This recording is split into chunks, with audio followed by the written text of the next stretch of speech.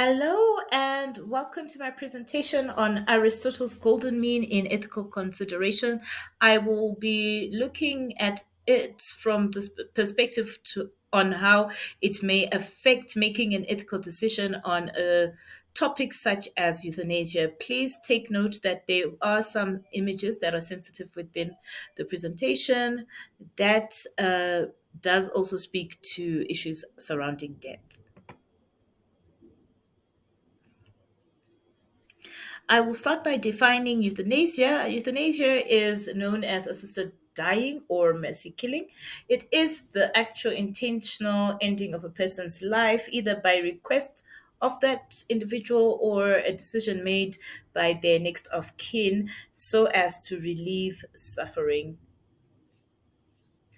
There are three types of euthanasia: passive, active, and physician assisted.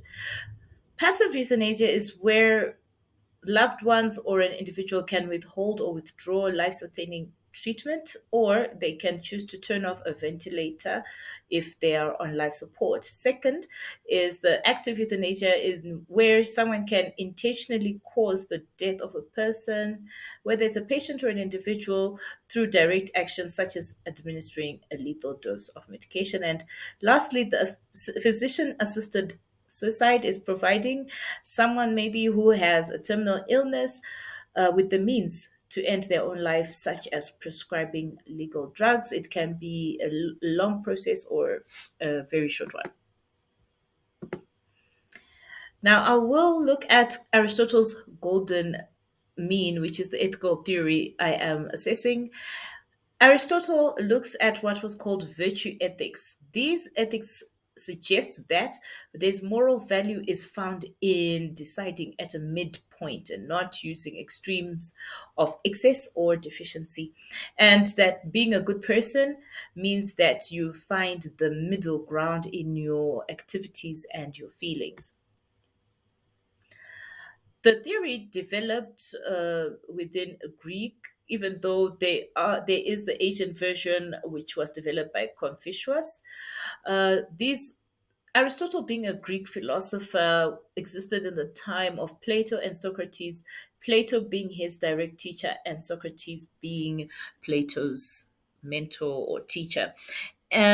And the golden mean was mentioned in his ethical treatise known as Nicomachean Ethics, as well as the Eudemian Ethics, which are writings by Aristotle that explored the nature of virtue, the role of reason or practical thinking in moral decision making, and importantly, the process of character development. The cultural and historical context of the golden mean is that the theory was largely shaped by the historical and cultural context of ancient Greece. And during those times, virtue was highly valued in public and private life. The idea was of the golden mean generally resonated with the ideas of moderation, harmony, and balance, which were considered essential for leading what was considered back then a good or a virtuous life. However, with time, there was a time where the golden mean theory fell out of favor, but it was during the medieval era.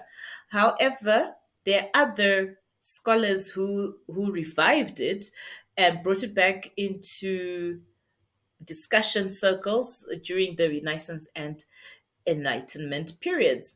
And until today, the golden mean theory remains a topic of interest and debate, particularly within the contemporary moral philosophy circles.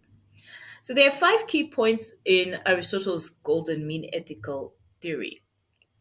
The first one being the virtue, that virtue is not just about what you do, but also who you become in terms of character development. Um, so, are you courageous? Do you have good temperance, levels of generosity, and of course, expressions of wisdom? Secondly, the golden mean also, this is where you're talking about finding the middle ground between two excesses. So for example, courage is the middle ground between cowardice and recklessness. And then there's the individual differences that the mean acknowledges that you know means the golden mean might vary from person to person or circumstance to circumstance, and it what constitutes what exactly the middle ground of a virtue may depend on factors such as context, culture, and individual disposition. Fourthly, the fourth aspect was that they should be practical wisdom. So Aristotle really made emphasis on phronesis, which is the use of what he called practical wisdom in determining the middle ground and using reason to discern the appropriate course of action in different circumstances, whilst at the same time considering contexts, consequences, and the interests of every party involved. And finally, Aristotle said that virtues are not just innate, but can be cultivated through education and habituation or socialization. And in this case, a virtuous person can only act so if they are taught, and they can practice their virtuous behavior if they're guided by moral exemplars. I have a table to my right of Aristotle's concept of the golden mean, looking at what he called deficiencies or excess, and then right in the middle of the table are what he termed the balance. I'm going to look at the criticisms and challenges of this theory. So, the first one is the subjectivity part of it, which is a big it's a criticism which I don't subscribe to, as you'll see at the end, which determines that the mean between two extremes can be highly subjective and dependent on cultural, social, and individual perspectives. Then the second part is that the second criticism is the lack of precision, that anyone can choose the point that they think is midway, and it's not always clear between extremes.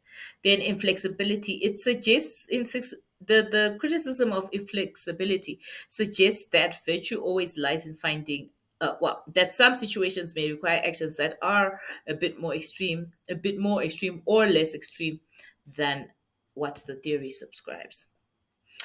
And number four, the respect of autonomy. So while it focuses on allowing people to be autonomous, it can then mean that society is difficult to control and to make into one big group, right? If everybody acts as they wish.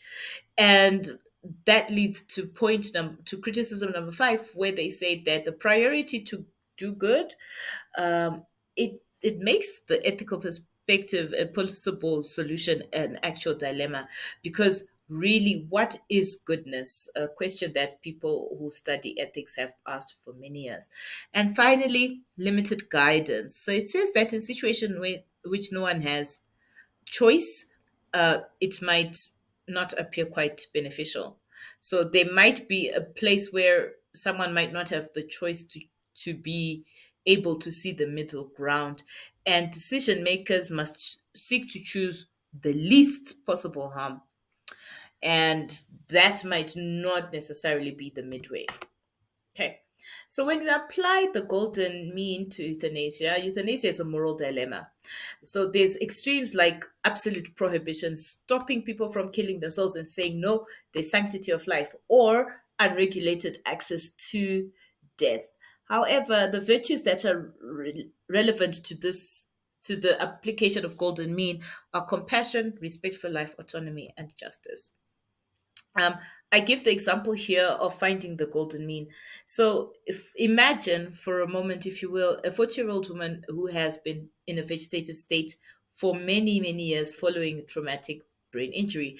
Her family, her life is basically now on life support, but her family's lives are deteriorating. Bills have affected her children's lives, the ability to go to school, and such. And she, being the higher earner, being in the hospital, they still hope that she might recover from the coma and get back to work. Of course, you can also switch the table and say, what if it was a man? Would there be such a dilemma? Right. So In my view, I think that I actually see subjectivity as the strength of this theory because all humans, as far as I'm concerned, have the right to live and die with dignity. So I feel that there must be a midway between holding on to life and allowing nature to take its course as it is.